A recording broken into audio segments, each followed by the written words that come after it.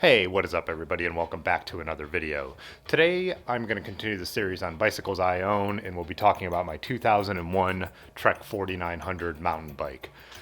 There's nothing really significant about this model of mountain bike, but this specific bike is pretty significant to me in my life.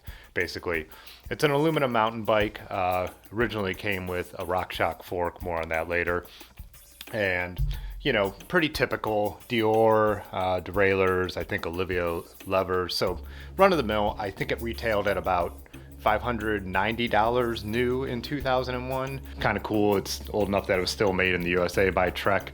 I had a Trek multi-track. I think it was like their hybrid type bikes at the time. That got stolen when I went to Kent State in 1998.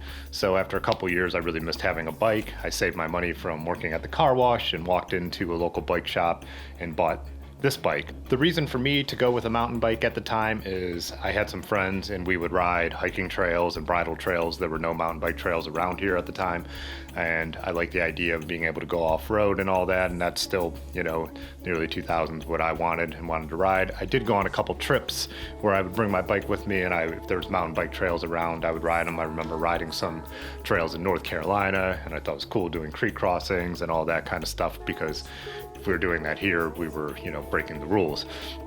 Anyways, I rode the bike a lot, rode it all the time, a lot of towpath, and stuff like that.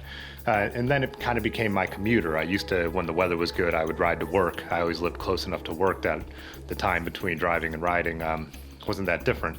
I never really considered myself like a cyclist or anything back then. I just loved to ride, and it was like a practical way to get around. So over time, I got a job at the farm, and I just kind of didn't have time to ride very much anymore. So I'd ride it a little bit in the spring, and then if we had a nice fall, I'd sometimes ride it. I remember me and my friend Dave, who was into riding, we took our bikes to Chicago to visit his sister and rode around the city and stuff like that. Still was something I loved doing, and I loved riding, but it wasn't like I never really thought of it as part of my identity. I just thought of it as something I'd always done. I remember with Dave, it started to dawn on me a little bit, especially when we were in Chicago, that him and his sister it was really hard for me to keep up with.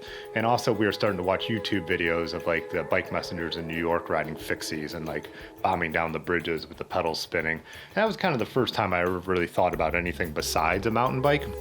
But I still kept it, it was just my bike. Like I said, I wasn't a cyclist. This is just the bike I owned. So, fast forward, like I said, with the farm, just really wasn't riding anymore. Then I was dating a woman for a long time, and we lived together, and she didn't ride bikes. When I finally stopped working at the farm, I was so into just doing every little fun thing that I had missed over all those years, and hiking and taking photos.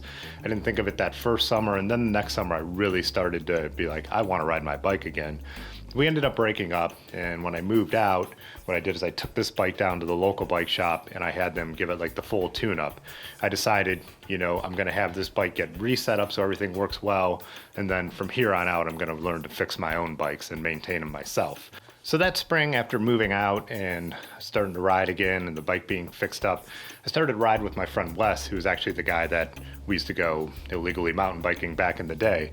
But we were almost always riding like road or just bike paths. The worst thing we were hitting was like the crushed limestone of our towpath trail here through the Cuyahoga Valley and south past Akron. And I didn't really think of it. He was riding a vintage bike, I was riding my mountain bike, but we were riding a lot. Then other people started to join us, and everyone rode their own kind of bike. My friend Ben was almost exclusively a fixie guy. Friend Woody had, I think, a vintage steel, single speed build-up, and we just, all rode what we rode.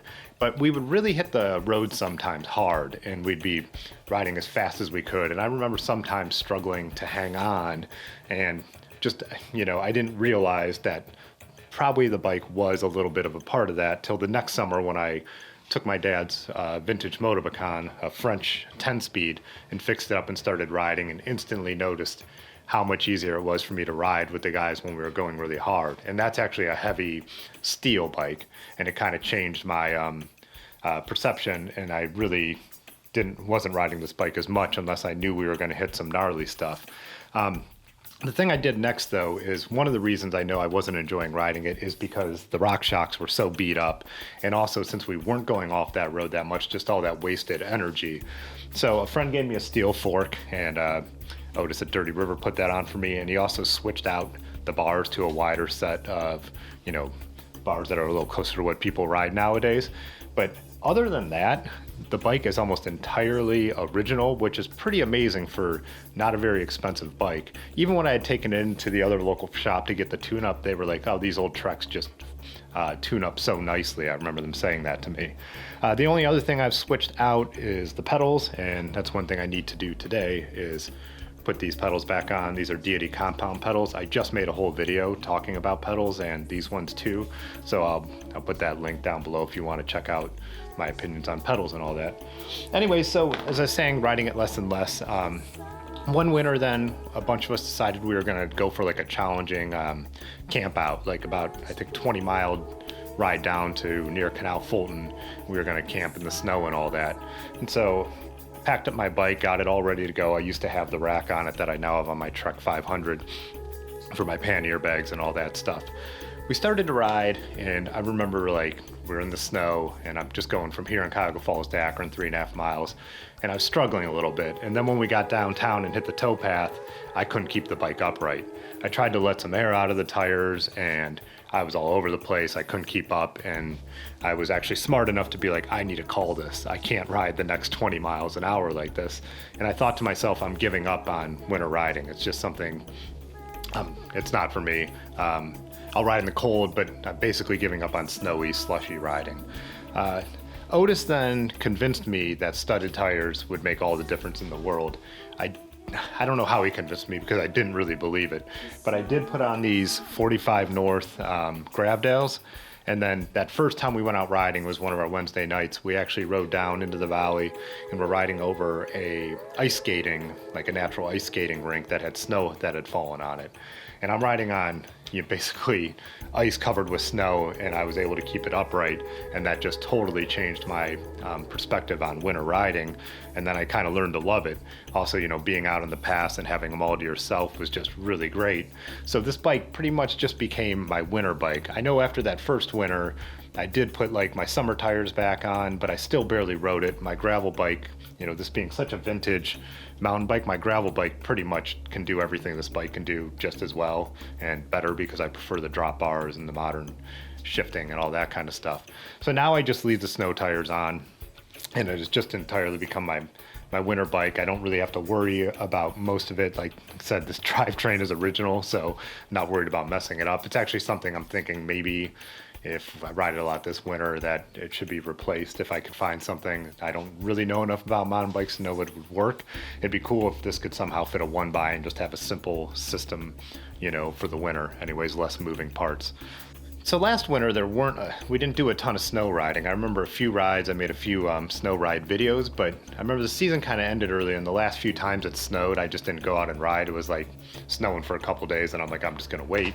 Plus I had the trainer, and so I'd ride the trainer a little more if it was really, really bad out. So I ended up just kind of leaving the bike down here in the basement, and I never really cleaned it up. And today there is a bunch of snow falling, so it's winter riding season again, and I really need to go through and clean this bike up a little bit, re-lube everything, and hopefully get it rideable. I earlier just put some air in the tires to make sure they're going to hold. I need to find my spare tube and all that kind of stuff. So that's what I'm about to do, and then I think I'm going to take it out and get it out in the snow one more time.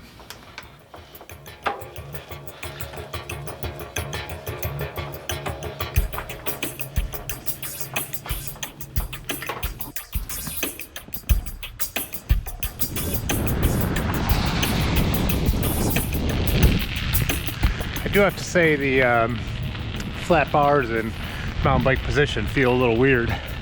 It's been so long now. And the beefy tires, just a total change. Definitely party pace out here today.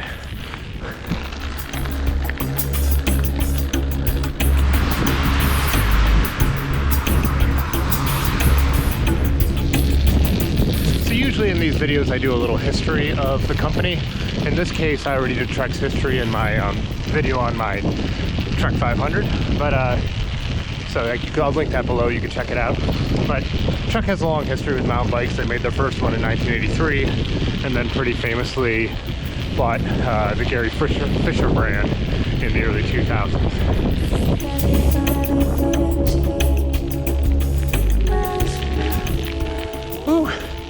starting to get the winter legs back now. Got to get used to that level of traction, but we haven't had this level of cold yet.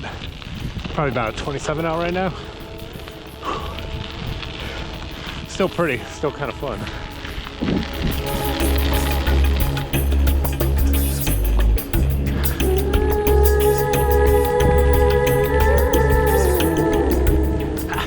The old girl still got it.